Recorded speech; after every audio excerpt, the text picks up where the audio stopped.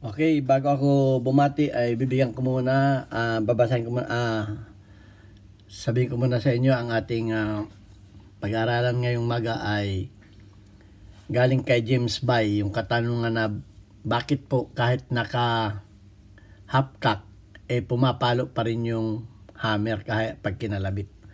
So ayan, ang bibigyan natin ng katanungan, pero bago yan ay nais ko muna kayong batiin ng isang mapagpalang araw na mga OFW kung saan mapani kayo ng mundo.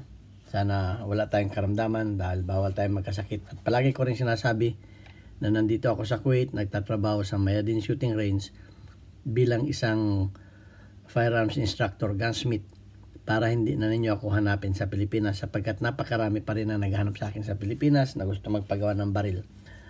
Okay, ayan. James Bay, ito na yung kasagutan sa iyong katanungan. Actually, ang gusto ko sana sa mga magtatanong panuorin muna ninyo yung mga videos ko sapagkat ito napakaraming bisis ko na itong kumbaga naumay na ako sa kapagpapaliwanag dito. Pinapaliwanag ko ito sa mga question and answer, paulit-ulit na tanong. So ilalagay ko na sa title. Kasi pag wala sa title, hindi pinapanood yung aking mga videos. At kahit na nasa title na, hindi pa rin pinapanood yung mga luma kong videos. Kaya nagiging paulit-ulit na lamang yung mga pagsagot ko. Minsan po, nakakaumay na rin. So ito na yung last na ipapaliwanag ko ito. Actually, kung pinanood lang ninyo yung nasa condition ba ang 1911, nasa condition ba ang 1911 mo, eksakto, nandun ito makukuha na ninyo ang problema ninyo So, gayon pa man, para mapagbigyan ko kayong lahat, kahit ito ay dagdag trabaho sa akin para sa kasiyahan ng lahat, ayan, ilalagay ko na sa title, bakit pag nakasave, pumapalo pa rin ang hammer pag kinalabit ang trigger. Okay, ayan. So, maipapakita muna ako sa inyong isang picture dahil disclaimer wala akong 1911 na baril ngayon dito sa aking harapan dahil wala nga akong baril ngayon. Pero ipapakita ko sa inyong picture kung ano ba yung posisyon ng half cock at full cock. Ayan. Dahil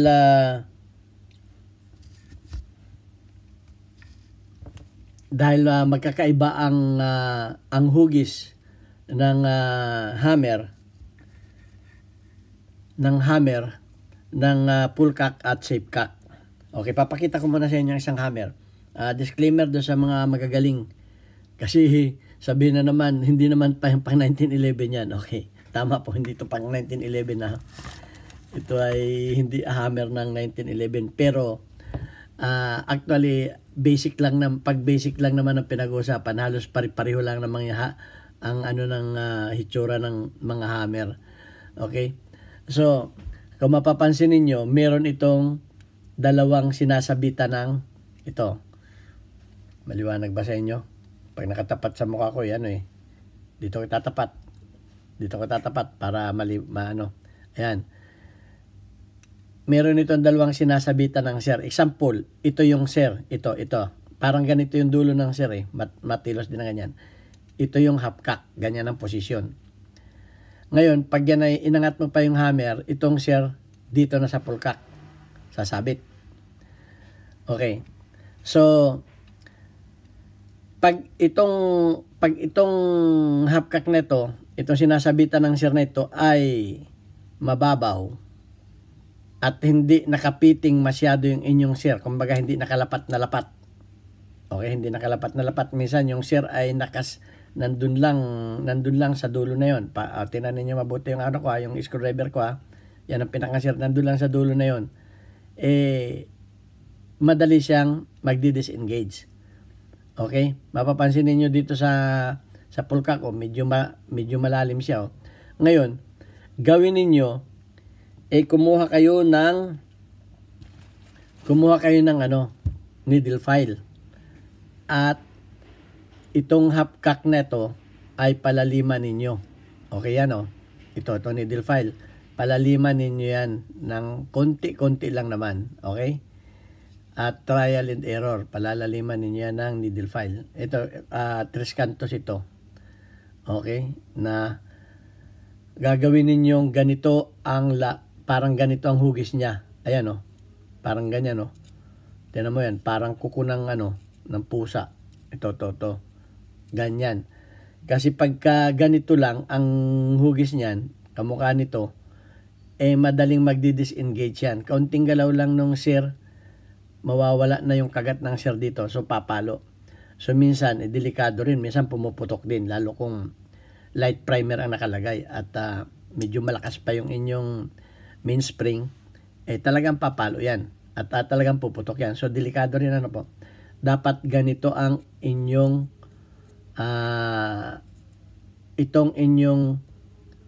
ito kasi pudpud na to. Pero inulit ko, hindi ito pang 1911 na, pero kahit anong baril, ganito ang niyan, dalawang sinasabitan niyan. Ito yung half cock, ulitin ko. Ito yung half cock, ito yan. Ang titingnan ninyo yung panturo ko, ito yung half cock. Yan. Ito yung half cock, lalapit natin. Ayan, maganda yung mas malapit. Yun. Ito yung half cock. Okay, yan, yung half cock. Ito yung full cock. Gawin ninyong ganyan ang hugis. Ayan o. Ganyan. Kikikilan ninyong pa ganun. Yan. Para sumangat yung yung inyong, sumabit yung inyong sir. Okay, maliwanag. Papakita ko sa inyo yung picture ha.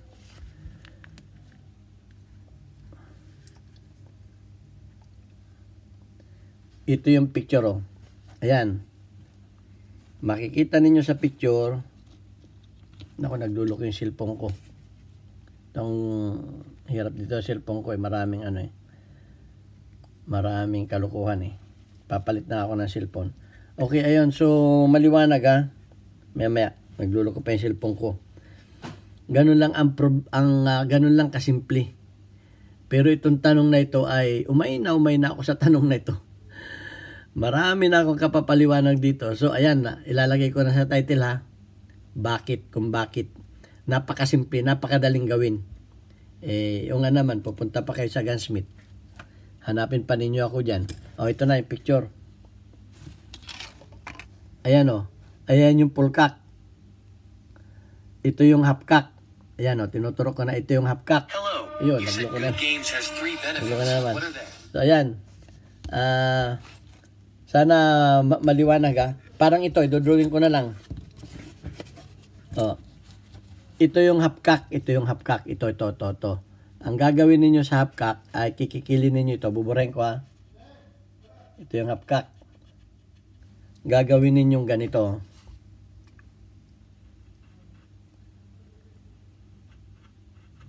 Yan. Gagawin niyo ganun.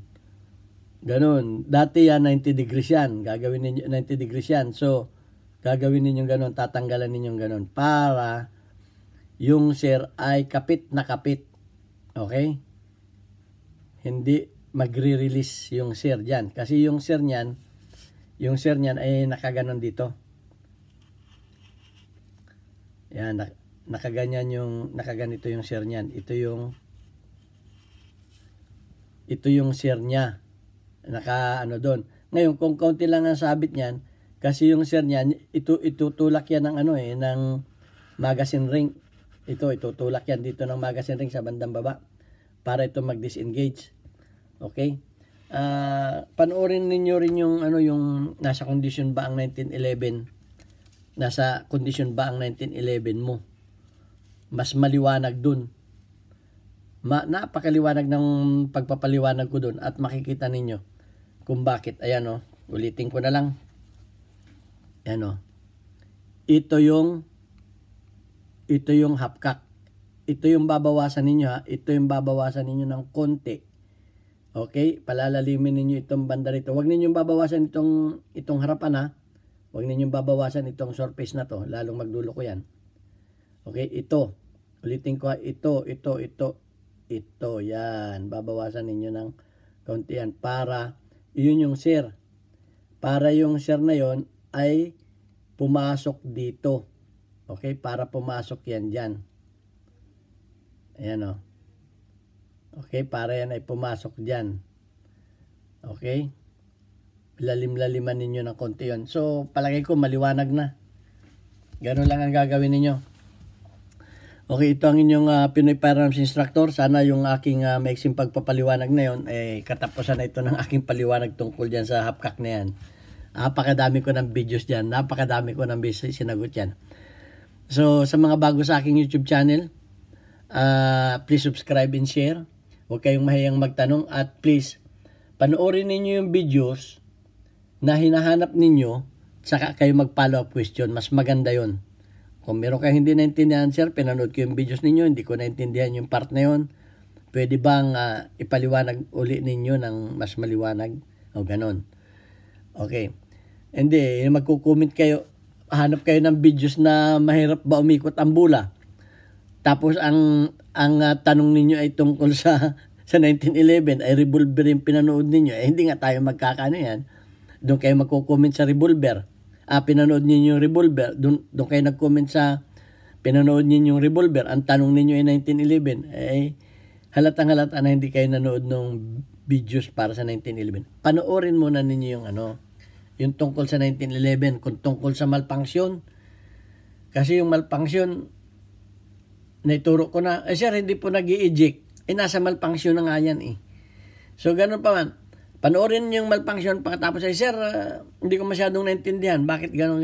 Yan, ganyan. Para, para hindi rin naman ako na umay sa Pero anyway, salamat sa iyo, James Bay. At ito na yung pinakamalinaw na.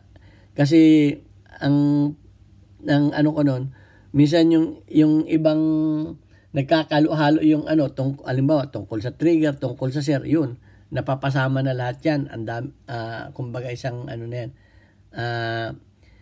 Isang problema yan ng tungkol sa trigger. Problema na paliwanag ko na rin yan doon. So, ang gagawin ko ngayon, kung ano yung tanong ninyo, yun lang ang sagot. Okay, maraming salamat sa inyo. At ingat po tayong lahat at God bless us all.